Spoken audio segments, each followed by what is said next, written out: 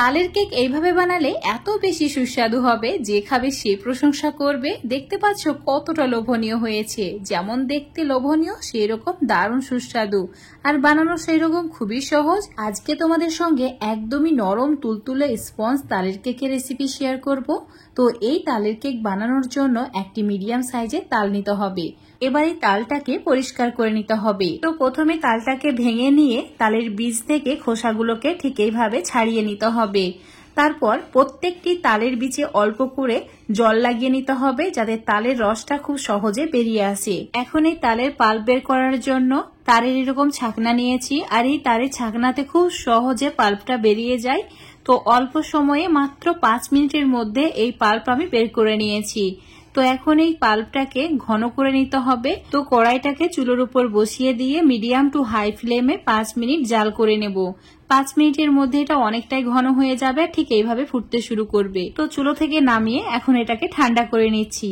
ততক্ষণে কেকের জন্য মিশ্রণটা রেডি করে নিতে হবে। তো একটা কাপের মাপ করে 1 কাপ ময়দা নিয়েছি। তোমরা যে কোনো কাপের মাপ করে নিতে পারো। এবার ওই কাপের মাপ করে 3 ভাগের 1 ভাগ গুঁড়ো দুধ দিয়ে দিতে হবে। তারপর 1 চামচ বেকিং পাউডার, হাফ চামচ বেকিং সোডা আর 1 চিমটি মতো নুন দিয়ে দিতে হবে।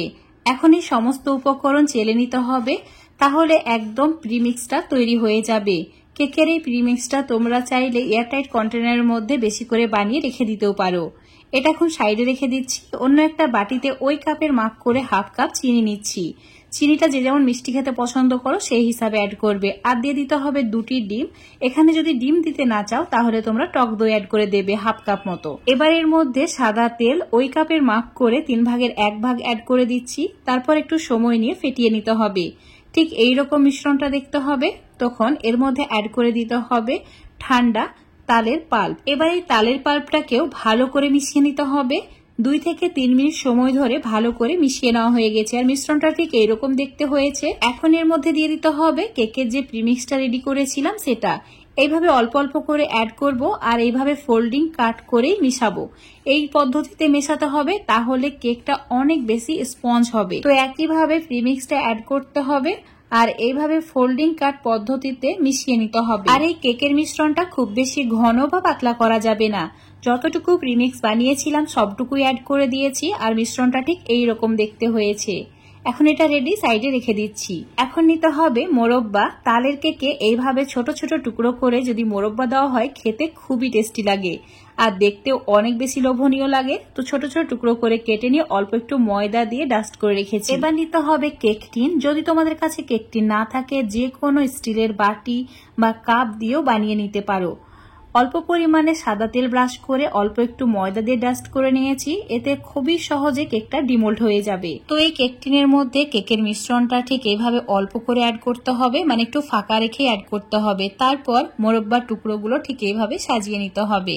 তোমরা চাইলে এখানে টুটি ফুটিও অ্যাড করতে পারো, সেটাও ভালো লাগে খেতে। তো এখন এটা রেডি হয়ে গেছে। চুলোর উপর একটা কড়াইকে 5 মিনিটের জন্য হাই ফ্লেমে গরম করে নিয়েছি। একটা স্ট্যান্ড বসিয়ে এখন কেক টিনটাকে ঠিক স্ট্যান্ডের উপরে রেখে দিতে হবে। তারপর চুলোর ফ্লেমটা মিডিয়ামে করে দিতে হবে। এখন ঢাকা দিয়ে 30 মিনিটের জন্য ওয়েট করছি। 30 মিনিট পর কেকটা একদম রেডি হয়ে যাবে। তোমরা চাইলে চেক করে দেখে নিতেও পারো ভেতরে কোনো ব্যাটার আছে কিনা। তো একদম খুব সুন্দরভাবে ভেতরটা শুকনো হয়ে গেছে। তো এটা সম্পূর্ণ ঠান্ডা হয়ে গেলে ডিমোল্ড করে নিতে হবে। দেখতে পাচ্ছ কতটা লোভনীয় হয়েছে কেকটা, সেই রকম নরম তুলতুলে স্পঞ্জ। যে দেখবে সেই লোভ সামলাতে পারবে না, সবটুকু খেয়ে ফেলবে। তো খুবই সহজে ডিমোল্ড হয়ে গেল, দেখতেই পাচ্ছ। এখন এই কেকটাকে ছোট ছোট পিস করে কেটে নিচ্ছি। নিজেদের প্রয়োজন বুঝে ছোট বড় করে কেটে নিতে পারো। ভেতরটা দেখো কতটা স্পঞ্জ হয়েছে। আজকের এই তালের কেকের রেসিপিটা যদি তোমাদের কাছে ভালো লেগে থাকে, অবশ্যই বাড়িতে এইভাবে বানিয়ে খেয়ে দেখবে। রেসিপিটা ভালো লাগলে লাইক শেয়ার কমেন্ট করে দেবে। আর যদি ফেসবুক পেজ থেকে দেখো, পেজটাকে ফলো করে নেবে। ইউটিউব থেকে দেখলে চ্যানেলটাকে সাবস্ক্রাইব করে রাখবে আরো এরকম রেসিপিগুলো পাওয়ার জন্য। তো বন্ধুরা, অবশ্যই এভাবে একবার হলেও তালের কেক বানিয়ে খেয়ে দেখবে।